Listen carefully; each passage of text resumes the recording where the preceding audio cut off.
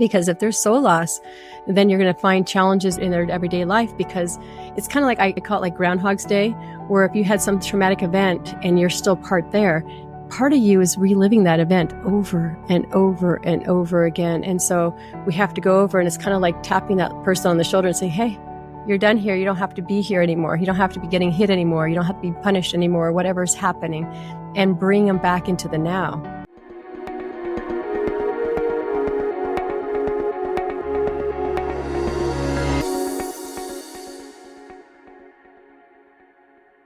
Angie, welcome to the podcast. Thank you. I'm absolutely fascinated by your journey and the work that you do these days. And even going through my own research and looking at you, something that popped out this morning for me was that you came first place as a winner muscle tech transformation contest out of 30,000 people back in, I think, the year 2000 or 2001. In 2000, that's correct. Yeah, that blew me away. And I'm interested to know with your journey, because clearly you've taken care of your body and you're very passionate about the body itself and the work you've been doing. But have you always had a spiritual background as well, or did that come later and transforming from that kind of world into what you're doing now with shamanism, soul retrieval, and working with people in a very different way? Yeah, I believe I've always been a spiritual being. And I'm writing a book right now, by the way. It's a 4-part book series. And my very first book is all about my younger years. And, I had a lot of spiritual experiences as a child, but I grew up in this very strict Catholic family. And so the things I would share were kind of poo-pooed on from my family, like, oh, that's not religious. That's the devil speaking, or don't do that. In fact, my grandmother used to even call me Satan. And I was like, oh, and so that was very devastating as a child. And so I kind of shunned these gifts that I had and kind of took a back seat on these spiritual things that I do now. But because it was me, as I got older, I started to dive into it a little bit more and more, and not fear it, and realize it's not a devil gift, it's a God gift. And that was my journey as, really I think it was probably when I graduated from college that I really started to step into myself and saying, who am I and what am I curious about in the world? And just being brave enough to discover and go out and take classes and learn and grow and then experiment and try these things that I'm learning on my clientele. And that's kind of how it started, is just, being brave enough, and even though you talked about the muscle tech transformation, there's always been parts of me that's been able to connect to my higher self. And I don't know how I know sometimes how to do these things. And I was like, I think it's just, inherent gift. And I also believe past life comes in and you go, well, how do you do that? I don't know. I just did it. Like I remember as I'm speaking to you about this time in my life where I had this boyfriend that was not so good for me, and I knew it was the best thing to get rid of him. And I just was so attached to him. And so one day I did this meditation and I just saw myself in my highest light and saw my higher self. And I connected to that in the ethers and connected the silver strand to me, to where I'm at now, and says, help me get through. And I saw myself, as if you're looking down on your life, that's just a little aspect to your life. It's not such a big deal when you're looking at the whole forest. But when you're in the trees, it's very difficult to navigate. And I just had to trust and connect and move through that relationship and get out of it. And so that's how I've always kind of worked in my life, is just connecting. And just like that muscle tech transformation competition, I remember connecting to my higher self again and saying, I am the winner of this competition. And it was so, that I knew that I had to believe in myself and trust, and not say I'm going to win or I'd like to win, but going to win, yes, but I am the winner. And everybody thought I was crazy when that happened, because I read this magazine and I'm like, I'm going to win this competition. Everybody told me it was a joke. They were like, that's not real. They're trying to sell supplements. And I said, no, look, the fine print says you don't have to buy supplements from them. You just have to document everything you did to exercise, eat right, and then submit it. And then there was pictures, before and after pictures. And I just believed in myself. And, it was kind of like a fool on a journey where I didn't know, where it was going. I just trusted. I had no idea there was that many people. It wasn't until I won that they said, did you know there was 30,000 people entrance? And I'm like, what? And that was That's amazing. Yeah. And, you talk about belief and that's an interesting one. And it seemed like that's inherent in you. Like that's been part of your DNA from the get go and having that belief. And do you feel that that can be cultured in people too? Because come across so many people that don't have it. And I'm intrigued to know your views, because even on my journey growing up as a kid, I always never felt like I fitted in. There was something calling me forward, but I had no religious background. I had no spiritual background. I had no one in my life to guide me or influence me. So I kind of just was like a leaf blowing in the wind, I describe it, just trying to figure out my own life. But I noticed later in life, as I started to go inward and heal my traumas and different aspects, this belief started to naturally present itself forward as I connected more back to myself. Yeah, Yeah, as you said, you absolutely. found that to be the case. Yeah. 100%. And so whether you feel it now, trust that it's inherent in you, and you have to just step into yourself and trust and believe. And that's what I do with my clients, primarily in coaching, is to really get them to see their dream and believe in themselves and believe that it is possible. And I always say, if you can see it, you can believe it. And so, knowing that it's your dream, everybody has a dream and everybody's dream is unique. And the reason why is it's because it's yours. And if you couldn't dream it, then it wouldn't be something you were thinking about. So that means it couldn't be possible unless you can visualize it or see yourself doing that. And so through that realization, you're like, I just need to step into who I really am, because I came here to do this, because this is something I want. And that's the work I do with my clients, is to really believe in themselves. So was that the same for you then, transitioning into going into the mystery school and learning shamanism and things like that? Because I looked at your media background as well, and on your website, and you clearly entrenched in the fitness industry and a figurehead in there. And it's so impressive. But did you come up against yourself about, I guess, owning spirituality at all? Or was that Yeah, transition? for me, I think it was simple because I went against myself as a child, and what my parents wanted, what I thought the church wanted, what I thought was right. And so I came upon myself then, so I kind of stepped away from it. But when I started to believe in myself, start my business, and started exploring, that's when I just went with it. I just felt right. And I'm like, I'm going to do this because it feels right. And I was getting positive results, and I could see that it was helping people, not hindering people. And so I didn't have any second guessing of the work I was doing, because I was like, no, this is changing lives. And that's what I wanted to do. And what, mystery school was a big impact on that. It's one of those things where most of the things in my life I've been called, excuse me. And it was more like I had this intuitive feeling, like I just knew. And sometimes like bad things happen in your life, but they turned out to be good. So for example, I took this class from this teacher and I really liked her work online. I took this course she offered, and then she offered this retreat. And I said, I'm going to meet her in person. This would be fantastic. And when I met her, her energy was so very different than I expected. And it was very buzzy. It felt just chaotic. And I thought, this isn't the energy that you would feel around a master. Because when a master has a vibration to him, it's very calming and it can be elevating, but it's not like a caffeine elevation. And I had that experience with her. I'm like, this girl, something is off with her. And so all she said during her 3-day workshop was, I dropped out of mystery school. I got kicked out of mystery school. And she was joking about it, how, and I thought, I don't know what mystery school is, but I've got to go. And so that's how I found out about mystery school. But I thought, if this girl doesn't like it, I'm going to love it. So immediately after the workshop, I just looked online. I found a mystery school. I signed up. And when I went to it, they're like, how did you hear about it? And 98% of the people who go to mystery school is word of mouth. They heard from a friend of a friend and they go. So for me to show up and says, I just had this calling, they were like, what? It's so unusual for them to get that kind of response. And I said, I knew this was right for me. And it was so right. And during that process, I really learned about who I was. They help you ground into yourself to discover what it is that you're here to do on the planet. And what I discovered is my sole purpose is to inspire. I'm here to inspire others. And so whatever that may be in their life, to inspire them to be a better doctor, a better mother, a better athlete, just to be better. And that's my dream, is for everybody to, as a collective consciousness, grow and we all evolve together.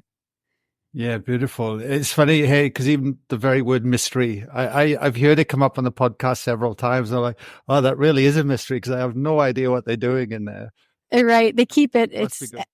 Yes, it's esoteric sciences, and they keep it a mystery because otherwise it wouldn't be a mystery. And so, a lot of the things that we did in those practices were sworn to secrecy to make sure that it stays sacred. That way, it's not just being bombarded over the internet and shared with people without proper knowledge or guidance, so that they respect the knowledge. Yeah, beautiful. And leaning into the study you did with shamanism as well. And I was fascinated because I caught a glimpse. I had a scan through the book proposal this morning, and it actually spoke about a shaman never called himself a shaman. They leave it up to the person, which I thought was beautiful as well, not to have that identity with the role itself. Yes. Yes. So I did the 3-year advanced training through Michael Harner's work. And when you go through the 3 years, at the end, they said, now you're not going to get a diploma. You're not going to get a certificate. And the reason why is they said, you can be called a shamanic practitioner, but it's the community, the person that you're working on is to acknowledge you as a shaman. And you never know when those gifts will be taken away from you. So if you get too in your ego, too, in your head and not connecting to the spirit, then it won't work with you. And so always being humble and being gracious and being accepting of the energy that's working through you. And it's not of you, it's through you and it's around you, but you're a conduit. And to be respectful of that, because sometimes people get, I've got the power and I'm going to heal you. Well, it's not me who does the healing. It's like I'm allowing the work to be done. And then which is also nice because when I work with somebody, I'm not attached to the outcome. What I do is I give them what they need or what I feel they need or what I'm asked to do with them, and then allow them to take that energy in and to heal themselves. And that's really the important thing, because a lot of people are just searching for someone to take away their pain. It's not about taking away the pain. It's like the pain's there for a reason. And so if I can guide you into understanding why that pain came, and so that you can move forward, then the healing will take place. Yeah, beautiful. How much do you feel then? Because, we kind of, in Western society, we're brought into this very mechanistic kind of way of looking at things. And a lung is a lung, and you take apart a lung. If there's something wrong with the lung, we just focus on the lung. And yet, once we go beyond that and start to look at things holistically, with the work of shamanism and soul retrieval and the very things you do, which I'd love to dig into in a sec anyway, but how much do you feel that is supporting one's well-being and healing? Because that is completely not even looked at. Yes, so absolutely. Yeah. So sometimes, I do both. As a holistic lifestyle coach, we look at the basics first, and we call it foundation principles. So making them think right, breathe right, move right, eat right, drink right, sleep right. And those are the basics, and then when we say, okay, when you got those under your belt and things are still not improving, then we look at the underlying factors and say, where is it coming from? Where is this dis-ease in your body? And so is it coming from something that's in the past that you haven't gotten over? Maybe you have guilt or shame or feelings of not being accepted that are still in your field today because of something that happened so impactful in early years. And so then with shamanism, we can go back and look at those events in your life. When we go together, I take my client and we go look at these events and say, is there any soul loss there? Because if there's soul loss, then you're going to find challenges in their everyday life, because it's kind of like, I call it like Groundhog's Day, where if you had some traumatic event and you're still part of you is reliving that event over and over and over again. And so we have to go over, and it's kind of like tapping that person on the shoulder and saying, hey, you're done here. You don't have to be here anymore. You don't have to be getting hit anymore. You don't have to be punished anymore, whatever is happening, and bring them back into the now. And when you bring those fragments back, then you're more in the now, which means all your senses are more enlivened. Your sense of taste, smell, eyesight, hearing, all those things are now fully integrated. And so you're more living in the now. How would you define the soul then, and its relationship to the physical body? And okay, so the soul is your the soul is your non-physical you. That's that part of you that isn't of the physical body. The soul is the part that lives forever. So our body gets old, it dies, but the part that lives on is the soul. So there's that part of you that has the information, the memories, the stored, everything that you learn is stored in your soul. All the experiences that you accumulate in this lifetime, all your lifetimes are stored and referenced in the soul. And so that's the part that we work on, because that's the part where we want to, when you die, when your soul moves on, if there's any polarity in there, there's any if there's so much, I think it was Yogananda said, if you so much as crave a strawberry milkshake, you'll come back and take a body on to do so. So if there's any unfinished business in your life, any, I wish I could have in your life, then you're going to take on another body to experience that. So it's really important to everything you want to do it so that when you die, you feel like I did everything. I didn't hold back. And that's important, because if not, there's this thing called the wheel of samsara, which says, okay, I'm going to find parents that are the right parents to have me have that experience that I craved in this lifetime that I didn't get. Wow.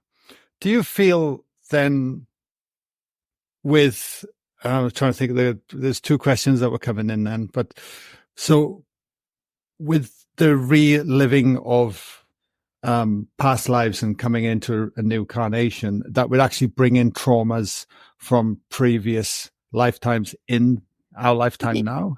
You sure can. Yeah. Absolutely. So usually in my work, what I do is start with the foundation principles that I talked about, then look into, soul retrieval of this lifetime, see if there's anything traumatic from this lifetime. And if there's still issues with the person, then we go back and look at past lives and say, okay, maybe this stress is coming from a previous lifetime. And so we go look back with the intention of saying, what are the lives that are the most prevalent to this life that has caused these challenges. And oftentimes we find something in a previous lifetime that has been unresolved and it's still weighing on the soul. And so we have to remove that. And so it can be a very powerful experience when they realize, oh my gosh, this is coming from that. And it seems like just the awareness of finding out what it is relieves it in itself. It's like you could just going, this is where it came from. Wow. And is that how you would define soul retrieval? And like, because of that trauma or that's still in the field, you're not able to the soul's not able to fully embody itself into the physical body in the now? Right. So think of your soul as, sometimes people think the soul like is hanging out in the chest or hanging out in your head or something. The soul is in every single cell of your body. Every piece of your body has your soul, unless we have soul loss. So soul loss is a part of you has deemed it doesn't feel safe to be inside your body. Sometimes soul loss occurs when we don't like our body and you go, oh, I don't like my abs. I don't like my butt. I don't want to like something. And the more you say that, you reject the soul from that part of your body, which creates more trauma and more pain. So I always tell my clients, when you don't like a body part, treat it like a child, and hug it and kiss it and rub it and say, oh, I'm going to make you better, versus I hate you and I wish you would, can cut this out or remove it or alter it in some way. You wouldn't do that to a child, you would say, okay, let me see how I can make you feel better. And so that's how soul loss occurs, when we start not appreciating the beauty of the body we came into, or something, like I said, so scary where you felt like you were going to die, wished you would die, didn't feel you belong. Then there's soul loss too. A lot of people can think back in their lives and going, oh yeah, I wish I could have just ran away from there. Something happens, or maybe they're attacked and they're like, I just wish I could, fly away or run away. And so there's part of them that did.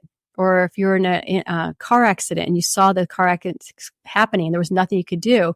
Part of you is so scared that you're going to die that it jumps out of your body and says, oh, I don't want to feel the pain of that accident. Well, then if you survive it, then there's part of you that's still outside the body because it didn't come back. And so now you might have a fear of cars, afraid of anything that you had a traumatic experience from, until we bring that piece back and say it's safe to come back. And then do you find that if it hasn't been retrieved back, then it can show up in physical elements? That Absolutely. Manifesting, yeah. Yeah. So think of if you didn't like your stomach, guess where you're going to have problems, your stomach problems, digestive problems. I don't like my tummy, or I don't like my legs. You might have circulatory problems. Sometimes women will hold on to more weight in those areas because they're pulling their soul out of those areas. And so there's lack of circulation, lack of vitality in those areas. And so they become diseased. And so, yes, you'll find a correlation be where it is. And so some of the work, when we go back and look at soul retrieval, we look to see where there was a hole in their field. And so that those emotions that you're experiencing are being held in an organ or body part. And so you have to remove the negative emotions and then invite back the soul back into those areas. Wow. Yeah. No, I love it. I'm thinking of the listeners as well, because I know exactly what questions will be coming up right now. And so, like, when you're working with someone and you say, find a hole in the field, how do you do that? Like, what's happening there? Okay. So we're like I put the client in a guided meditation. And so we're in this like trance-like state, and you literally are feeling in your body of where that emotion's coming from. So if you really get still enough, you can feel like when you think of a negative time in your life, you'll say, where am I hanging on to that energy? Where in my body am I storing it? Oftentimes, like hatred is in the liver. Anxiety is in the stomach, worry can be in the kidney. And so we just look and we feel, and typically it's where they're having their discomforts and their disease. And so they look in there and go, oh yeah, I'm holding that emotion there. It could be in the heart. Maybe it was a breakup or something that they're still holding on to, and their heart is still suffering. So when you are working with it, you're fixing the hole that was in their heart or fixing the hole that was in their liver. And so you're healing it. Yeah, beautiful.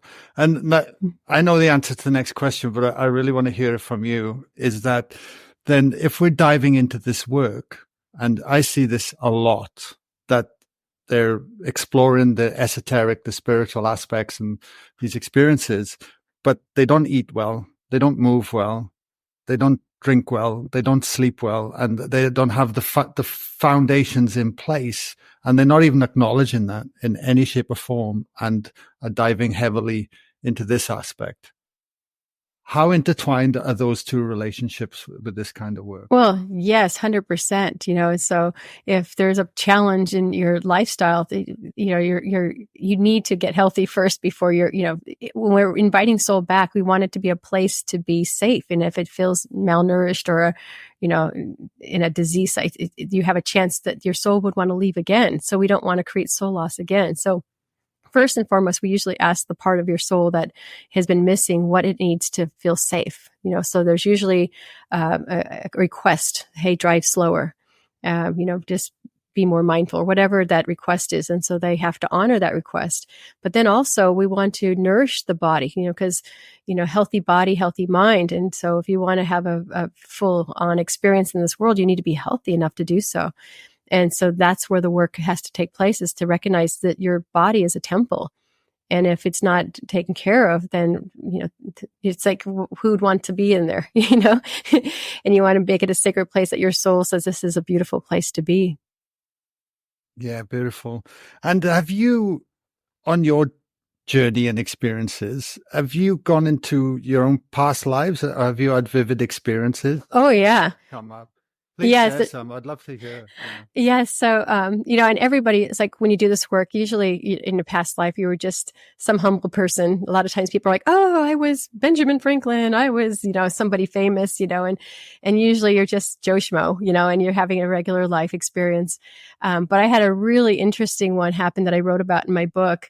It's what happened. It was when I was in high school, with messing around, tampering with some, medicines and things. I had this experience that I was somebody else, and that was my first past life regression, but I didn't know what it was. And so what happened is we got real high, and I went out to this field, and I was sitting with my friends, and the next thing I know, I'm like, hey, can you find my father?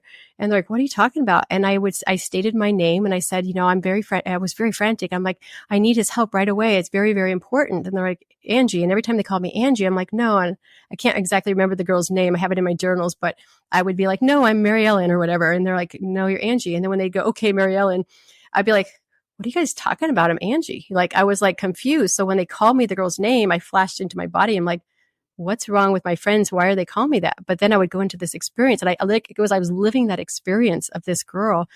And they were like, okay, Angie's way too high. So they grabbed me from this field. We started walking away. And when I was about, 20, 40 yards away, all of a sudden I was like, what just happened back there? And they're like, we don't know, but you were not in your body. I'm like, and I was like, what was that? And so I just kind of kicked it as to, wow, stay away from drugs or something, because it can alter your mind. And I didn't know what that was until many years later. I'd say 15 years later, I was taking this class with this teacher and she did past life regression. And I said, oh, that sounds like a fabulous thing to do. So I signed up for this class and she said, we're going to go experience a past life. And so in that past life, I was this girl, and it hit me in the experience that it was this girl that I was in the field many years earlier. And I saw this young girl who I was, and it was in this time, like not Renaissance, but where the girls wore the corsets, maybe like a country time where they wore the tight little corsets and their little gowns and their long boots that went up to their knees, and it was laced up to their knees. And I was this young girl, and I used to love to go to the stables, and I was wanted to see my horse, and I used to ride this horse, and I did competitions with this horse, and I always wore these big, heavy boots that tall, that went up to my knee. And this one particular day, I just wanted to go visit my horse, and I decided not to put my boots on. And so I was walking the stables barefoot, and my horse, it was kind of a big, like Clydesdale kind of horse. It was a big horse. And I went and I saw it, and I touched its back, its butt, and it startled the horse, and its leg came up and hit me in the neck. And I was like, ah! And then it flashed back to that time when I was in high school, and I was dying because I couldn't breathe. And my soul had come out of my body. It was like, please find my father. My father was the sheriff of the town. And that's what I was telling my friends at the time. Please, it's an emergency. I need to find my father. And I was going on and on about how important it was that I needed help. And so at that time, what happened, I actually died. It hit my trachea so bad that I suffocated. And was interesting. Its hoof, I remember my foot was close to the stable. It came down and hit one of my toes. I could see it severed one of my toes as well through the impact. And then I blacked out, and that was that lifetime. And so what's interesting is sometimes in past lives, we'll have scars in this body, but they'll be called birthmarks. And so if you have a birthmark in a strange area, it could be a gunshot wound from a previous life. It could be in somebody stabbed you, and you'll have a little birthmark there, but really it's a reminder energetically of your previous lifetime. And so interesting enough, on my full disclaimer, on my right foot, I have a toe that's a little bit longer than the other one on my left foot. And it's like, whoa, why? And you could see it almost looks like something happened to it, but that's where I saw the hoof of that horse hit my foot. And then interesting, in this lifetime, I was, within 2 months of age, I had bronchitis, and I had this breathing disorder. And so my whole life, I had this fear of not being able to breathe, and that carried on from that lifetime. And so I to this day, I don't like tank tops. I might not take the turtlenecks, like the sweater on your neck. I don't like jewelry around my neck. I can wear long jewelry, but stuff that's tight, it causes this panic. It's like this cellular trauma that says, I need to breathe. And so that came from that one lifetime. Wow. That's fascinating. Uh-huh. Do you believe, and it's just, a belief that we pre-plan these things before we come in, so we experience them and there are no accidents? Or yeah, I do believe that. It's mapped out, but it's for us to have this experience. So there is free will. And so we have a choice, but we say, hey, in this lifetime, I didn't do this. I'd really like to go back and experience that. And so we make soul contracts and says, okay, this is how it's going to go down. And we all jump in a body and we all go in, and then we play out these soul contracts that we have with others. And so, yes, it's all planned out. And sometimes it's like, hey, and sometimes we get mad, like, oh, why did I do that to my friend? I'm like, you know what? Maybe it was a soul contract. Like sometimes you're like, I hit my buddy. Why would I hit my buddy? And so it could have been something like, hey, I hit my buddy because I had a soul contract that says I need to wake him up. And so that was the way to say, hey, you're going in the wrong direction. You smack him, and then you feel bad for the rest of your life. But it's like, no, that might have been a soul contract, and very much likely it was. And so, it's very interesting. And sometimes you have to tiptoe around that because people get a little upset about that. But, I've seen people who've been molested in this lifetime. It turns out in their past life, they were the molester. And they've taken on a body because they have so much remorse when they realize what happened. They said, I don't know the impact I did to my, the victims until I experience it myself. And so you may take on a body just to experience it. So your soul goes, now I know the impact of that choice I made in my previous lifetime. Yeah. Wow. And I guess the challenge is as well then, though, is that the way the human mind works is that we could hang on to that and say, I'm being punished now in this lifetime, or I've been punished. And it stops us from moving forward and evolving the soul. Absolutely. Absolutely. And that's one of the main things I do with my clients is to see the learning potential there and saying, hey, let's get past the feeling of being punished and recognize that all of these are lessons that it will eventually propel you in this lifetime and propel you in the next lifetime. And I always tell them, got to do the work. People are like, oh, in the next lifetime. I said, don't wait till the next one because God has eternity. You can take on 2, 3, 4, 5 lifetimes to learn it. But if it's uncomfortable, let's learn it now so that you get past this lesson so that in your next lifetime can be a lot more enjoyable. Yeah. And I ponder on this. I don't have an answer, but what do you think the bigger picture is for the soul and its connection to source and the universe, and why we're coming in and reliving and experiencing and learning? Okay, so the question I have for you is, what else does God have to do?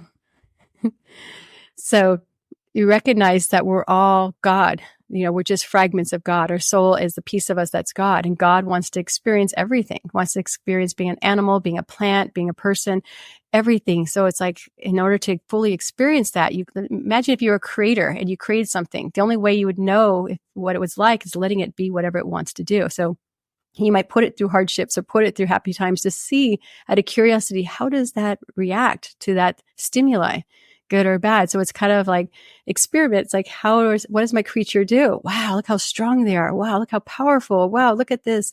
Oh, that's too much. It will break them, and so you're learning about what your creation is.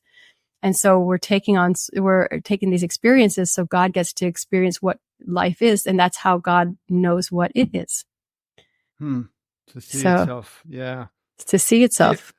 Yeah. And I don't know why I'm going off in this tangent, but with the soul, do you think that we're having multiple experiences? You can. It's all going down and Yes. So, sometimes we get caught up on this linear idea of time, but it's actually happening all at the same time. In fact, the work you do now on yourself could affect previous lifetimes and future lifetimes at the same exact time. And so I've actually done some serious work with people where we go and do healing on that person in that time. And that person has this aha moment that says, I remember doing this back then. I felt this guiding light or touch on me at that time. And I didn't realize it was me touching me at this time. And so you might have had those moments where you're like, I felt God touch me. And it could have been you touching you. Yes. That's wild, isn't it? That's quite a head spin. Uh-huh. Wow. So then what is your relation? I'm curious to ask this next question about your relationship then to death and dying and that cycle itself, because I remember I did a shamanic journey. It must have been 11 years ago now. And I was terrified to go in. And when I drank it was ayahuasca. And when I spent months and months preparing. I took it very seriously.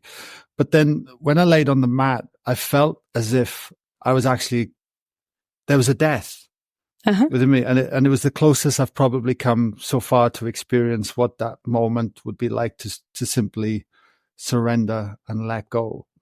And then I went on my journey because I had to give up the fear to go. Sure. And it was probably the most pivotal moment in my life looking back. Just that one moment. And to surrender. And it sent me off in a different trajectory. And I was like, oh my God, like changed my life really, just that one moment. And life's never been the same since. So within all that, it has made me think about death and dying and living to fully live in this life now, to really start to have the courage to lean into the things that I was probably too fearful before, because ultimately as you overcome these things. And I'm just curious to know your relationship with it. What do you think happens when we die and how do you then embrace that to live your life now? Yes. So, recognizing, we die, but we can take another body. But my second book is it's called Death and Dying. It's all about this stuff. Oh, okay. And so it was fascinating to me because I kind of learned intuitively. But what happened is my ex-husband had some elderly relatives all in their 80s, 90s.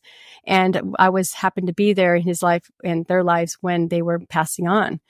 And so this was a time when I was doing a lot of deep meditations and I was just really connected to spirit. And so when I was around them at this time, I started noticing I could see people showing up, like, apparitions, like you'd call ghosts. And I'm like, and so I was like, wow. And I'm like, I'm seeing something. And I would tell my ex-husband, I'm like, I see such and such. And I would describe the person I was seeing. Now, I've never, these were people I met later in their 80s, so I didn't know the people they knew in their past. And he'd be like, oh, yeah, that was their partner, or that was their friend, or whatever. He knew these people, but I didn't. But it was confirmation that what I was seeing, someone else could verify and say that was such and such. And so it was really a beautiful time because it was like so comforting to know that, yes, in fact, your loved ones do show up at your time of death and they do help you cross over. And so I learned a lot in that time. In fact, I'm still very humble about what I learned because just when you think you've learned it all, something happens. Like, for example, I used to think, okay, when someone dies and if they were married, usually when their partner shows up, if they were still in love with each other, that's usually it. They will just carry over. You can literally see the soul come out of the body and they take off and they're, the body will die. But then I've seen it otherwise where it was one of his aunts and she was on her deathbed. And first I saw this guy show up and I'm like, oh, there he is. He goes, nope, no, that's the brother. I'm like, oh, okay, she's not dying yet. And then, I think shortly after, then this other man showed up and I described him to my ex and he's like, oh yeah, that's her husband. I'm like, okay. And I saw this and I literally get these visions. They're so full on. And I saw her leave her body and he came over and they were like hugging each other. And it was just so beautiful. Like I almost wanted to cry because imagine he had been dead for 30 years now. And she's seeing this man she loved her wholeheartedly her whole life, never remarried. And he came to see her and I'm like, oh, she's going to go. And I'm watching the scene. And then instead of her taking off with him, he just lets go of his arms and he kind of puts his arms down and he steps back from her. And I'm like, oh, wait, she's not going yet. And he's like, what's happening? I'm like, I don't know. And I literally saw him like dissolve back into the wall, like disappear. And then she went back into her body. I'm like, she's not dying right now. And I'm like, and so then I realized, well, not always when you see your loved one, do they take you? So for some reason, she must have had something she needed to still go get through. Maybe in her mind, she had to resolve something that was still holding her back, that was not allowing her to cross over at that time. I don't know, but that the next day she did pass on. So she needed a few more hours, but it was like, she wasn't ready yet. And he had to let go and let her come back when, the next day she passed on. So it's fascinating, but all those stories help me see and go, okay, for example, I'll tell you another really great story. When I was doing this work, the first one I remember is when my ex-husband's father died. He did not want to die. He was in and out of homes because he had a stroke and then he was healing and he couldn't walk and he recovered and he had this need to live. And the reason why is his wife had a serious disease and he was her primary caregiver. And he was afraid to leave her here without. So his desire was, I got to get better. I got to take care of my wife. And so he kept on fighting the death process and fighting it. And so he had many seizures at the end. And it's kind of like the soul saying, I need to leave. And the body's saying, no. And so there's this battle between you and your soul. And so you see seizures happening and people biting their tongues and all this crazy stuff. And so when he finally did pass on, which took years, maybe a year and a half or so, when he finally his body was just exhausted and it finally gave up. His body went through the death process. He had to die and then his soul left. So he was in his body until he had to be, when your body dies, your soul has to pop out. It's like it's done. And so he held on as long as he could. And when he did, he looked up and he saw something so beautiful. And I didn't see what he saw because I was looking directly at him. And it's like, but all I saw is this man who had been in pain and agony and biting his tongue and seizures and struggling, just nothing but, this fierce look at his face. And that moment he died, he goes, oh, and he had such a beautiful, happy, joyous thing. Like he saw something so magical and then he was gone. I'm like, oh, what did he see? And I can only imagine. I know that he had a son that died when he was only 18 years old. And I feel that he probably saw his son, but I didn't look. I was so excited to look at him and go, whoa. And so I saw all that and I said, oh, so the body dies and the soul leaves. And that's how I figured it was happening. And it wasn't until, it was only 3 months later that his wife was passing on. And there was no reason for her death. Besides she had this disease that she had for a while, but they called it end of life agitation. Like she was just ready to go. And so she was in the hospital. They were monitoring her. They couldn't figure out anything really wrong with her. She was just agitated. And they just said, she's ready to go. And so we were going to visit her every single day because we were really worried about her. And so we lived very close to the hospital. And so my husband's like, okay, we were leaving one night and he always told the night shift, the nurse says, hey, if something happens in the middle of the night, we're only 10 minutes away. We want to be here. So we want to be here if she's passing on. We just wake us up. Doesn't matter what time. So he went to tell the nurse that. And so I was sitting by the bed and I was between the two hospital beds and she was in this bed and she was in this like coma-like state. And she was just, her eyes were closed and she was just resting peacefully. And I was just waiting for him to come back. And all of a sudden, the father who had just died 3 months ago, the one I just told you the story about, I see him coming through. Again, it's like an apparition. I see him walk through, just like you're a person walking through the door, wow. came up to me. I'm sitting down, kisses me on the forehead and walks around. And when he did that, I saw my mother-in-law at the time open her eyes and look at him. And so he started walking between the two beds and she was gazing at him. So I saw her wake up and gaze. And as I'm walking around the bed, I'm seeing her follow him. I'm following him. I see this kid in the corner with his hands in his pocket and a hat on his head and just staring down at her on the bed.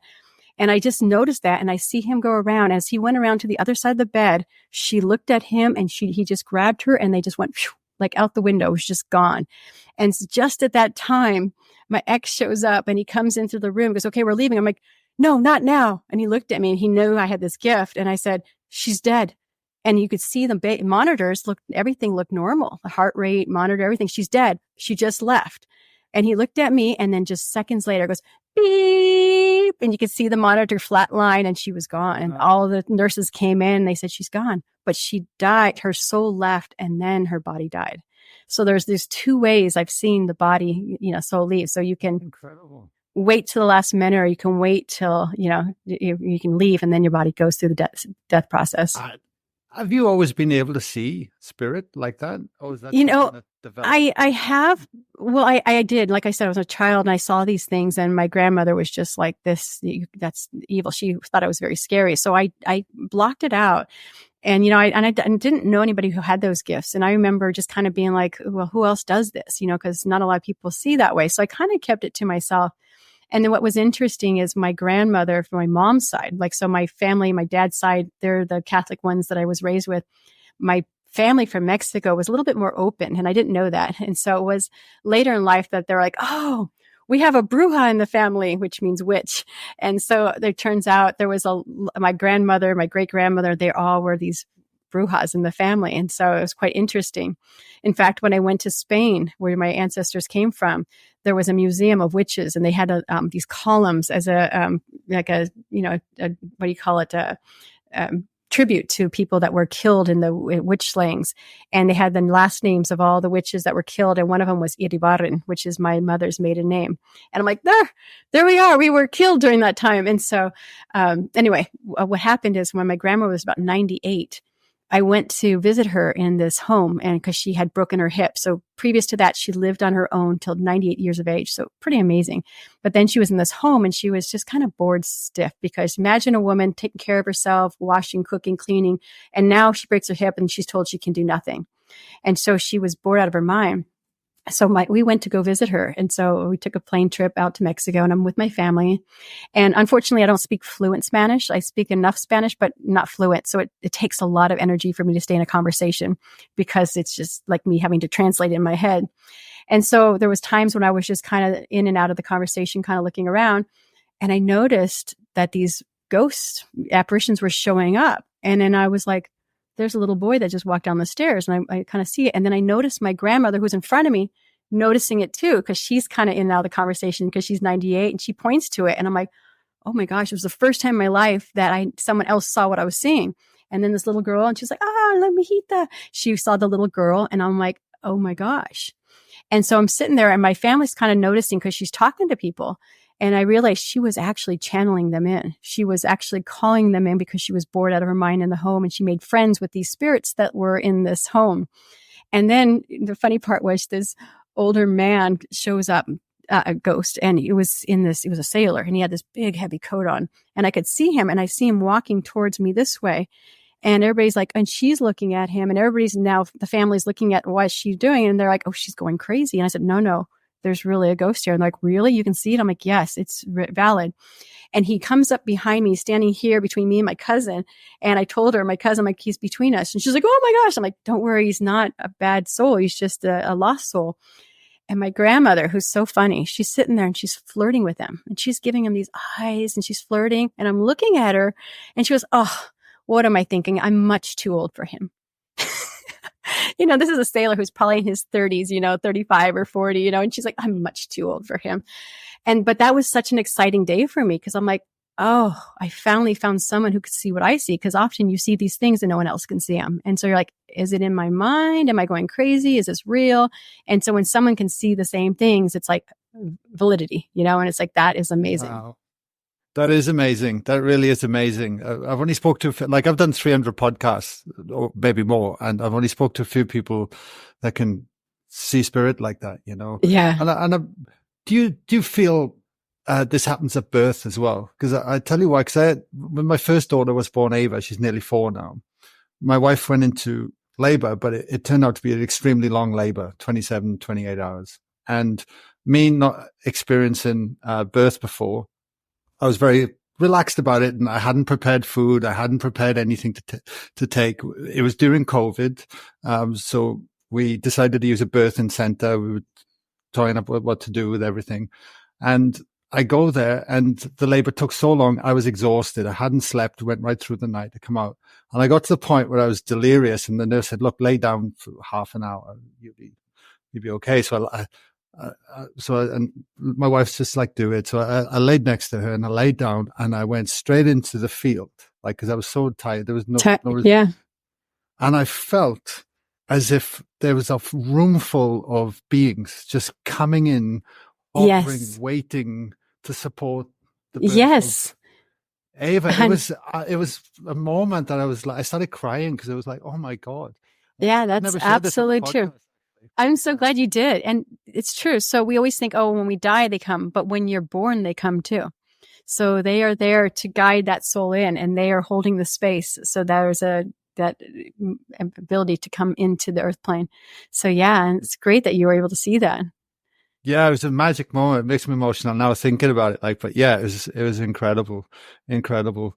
Do you feel then, I'm curious to know as well, that we can develop those gifts of seeing beings, or do you think that's a gift that we're just coming with? Yeah. So, and typically what I tell people is start with the gift that you're good at. Like, some people have a gift of hearing, so they can hear. And sometimes, like, I'm just hearing a voice in my head, or hearing a voice. Some people can sense or, see colors. And sometimes it's just a feeling in their body that they know.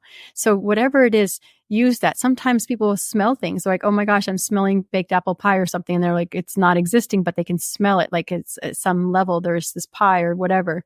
And so pay attention what gift is best for you. A good exercise you can give your audience is to say, imagine, right now, if you're looking at a bowl of maybe strawberries. Okay. We're all looking at this bowl of strawberries. What is it that if you're really trying to connect to the strawberries, what sense do you connect with? Is it taste? Is it the touching of the strawberry? Is it just looking at the strawberry? So there's sometimes that's clues as how, when you visualize, which is your strongest sense of visualization. So, sometimes people say, oh, it's definitely the taste, or it's definitely the smell of the strawberry, and do it with also things that you can hear, and say, what comes first? When you see a puppy, are you hearing the bark, or are you feeling the fur? And what is it that comes first? And you'll notice that that's your dominant sense that comes alive first. And practice with that. And as you grow your senses, you can grow all of them. They're like external organs that we have. They're external sensory organs. And as you practice, it becomes easier. And the best way to practice is just try it on your friends and family, and be brave enough to say, oh my gosh, I'm getting this. Is it real or not? Is this valid? Because a lot of people get a intuitive hit, and they poo-poo it. They're like, oh no, that can't be true. And they just that's nothing. But I'm like, chances are it is something. And if you're, brave enough to say, I'm feeling this right now. What is that about? What's going on? And a lot of times the person you're with will understand what that is. And that's how I do a lot of my work. When I'm working with people, a lot of people hire me to talk to their deceased relatives. And I always say, give me a list of questions that you have for them.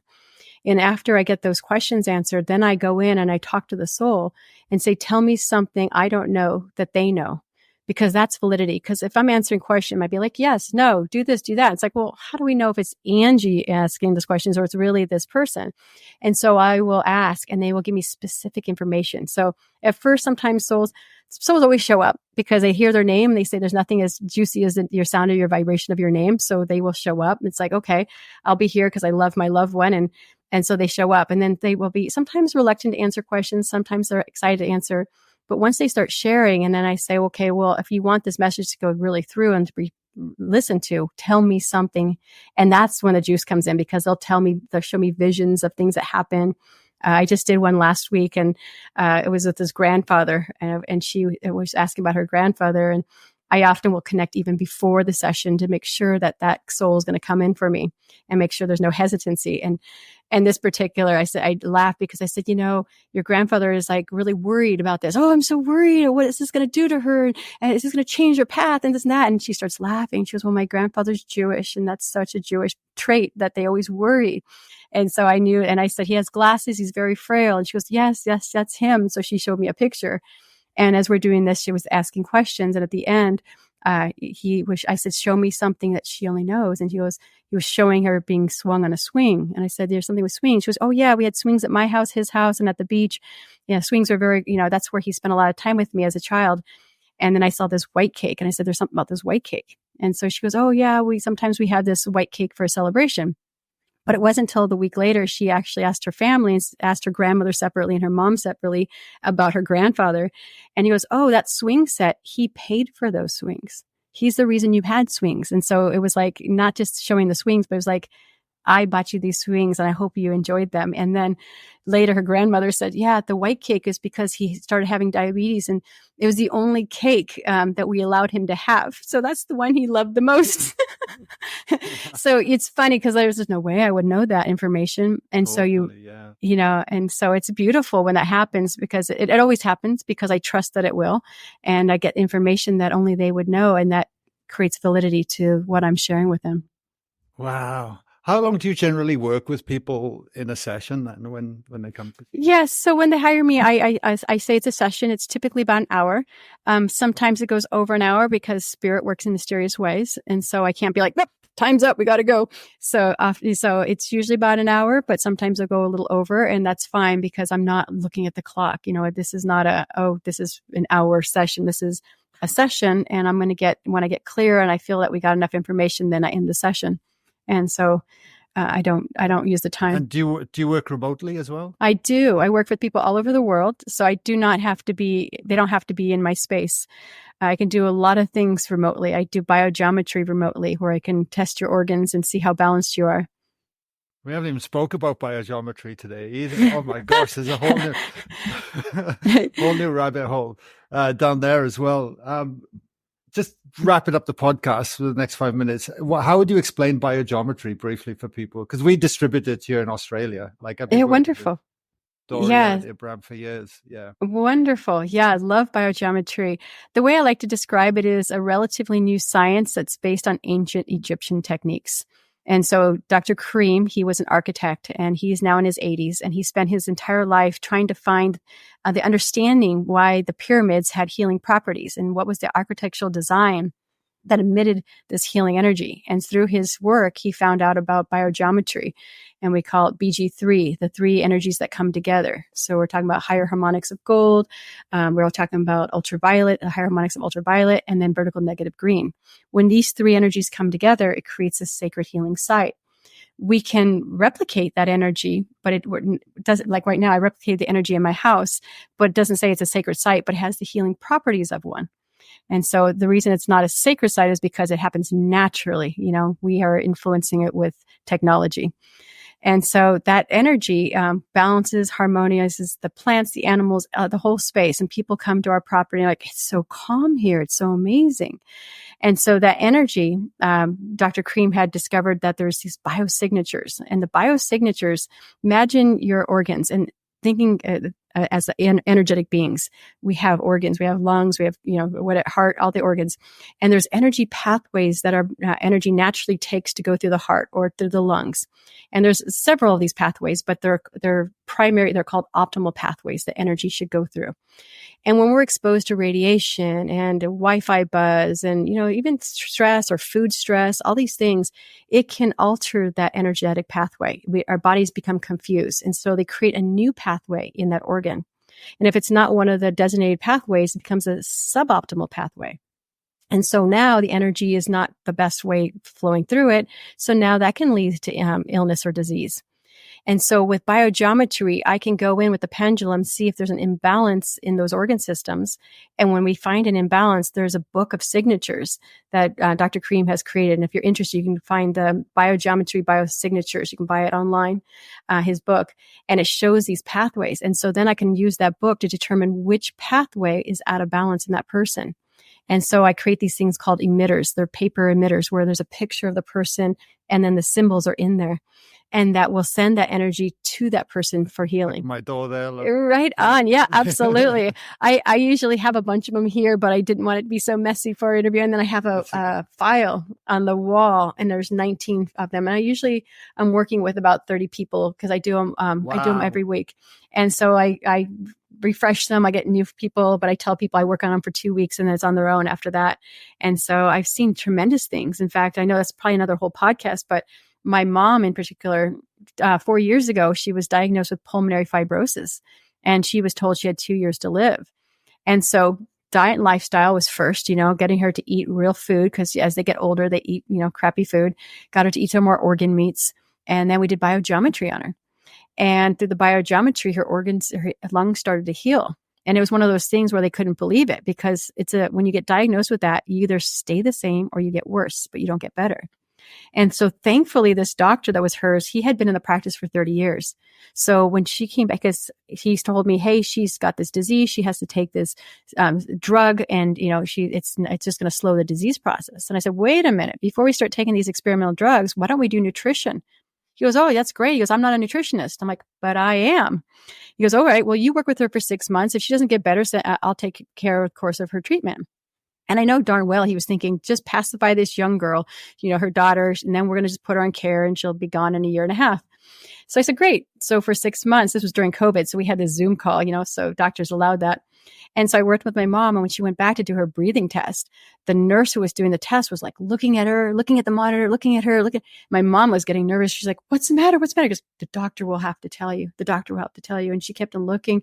And finally, thankfully, the doctor told her results that day because my mom was a nervous wreck. And he came in and showed her, goes, you've improved. And you didn't just improve a little, you improved a lot. And he's like, what did you do? And so my mom rolls up her sleeves because I had made these signatures on her arms and stuff. And he's showing her. And this doctor was interested. He was like, what is this technology? And he goes, keep seeing your daughter. She gets the results I can't get.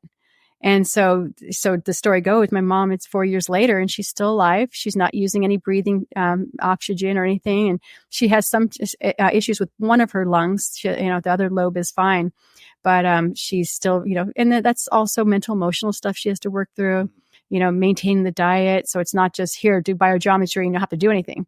You have to do the work. So I'm always reminding her, do your Tai Chi, do some energy zones. So you energize that lung, and so she's alive and well today. She's still working. She's 74. She has a full-time job and she's, able to do these things because of this technology. Wow. That's amazing. I'm so glad we mentioned that before we ended. Yeah, absolutely. Hey. Yeah, no, it's incredible. You explained it much better than I can. That's for sure. People ask me all the time and it's like, oh, it's such a rabbit hole. It is. It's worth looking into though. And so hopefully they explore that because, I love biogeometry and I'm going to be teacher training soon. So I'll be starting to teach the courses and I'm really excited about that. No way. That's amazing. Yeah. That's amazing. Yes. We need to teach more people in Australia because there's no there's no one that we can get to come into the homes that are qualified to be able to do people's homes and things like that Oh, yet. wow. Yeah, I'd love And to. practitioners. Yeah. Yeah, maybe I, we can arrange something in the future. it's absolutely. I'd love to take my kids to Australia, have a vacation out there, do some work, helps people balance and harmonize their homes. That sounds like Yeah. a plan.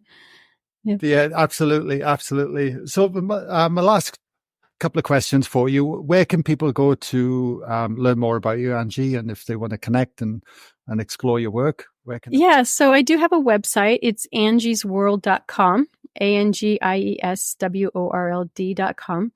I also have the email angiesworld@me.com, me.com, and they can reach out either way to get a hold of me. So the email would probably be the easiest way. I'm still developing my website. Website's been around since I was a personal trainer, and I'm slowly making it more into esoteric and so more of the spiritual realm. Just like you, it's like you evolve and you change, and so eventually I'll have courses on there that will go along with my book.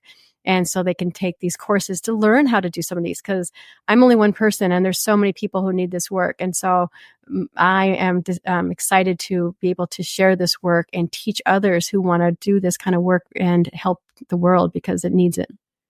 1,000%. Yeah, absolutely. And the links will be in the show notes as well for everyone to jump in on board on that. And last question for you. Simply, we've covered, wow, so many things today.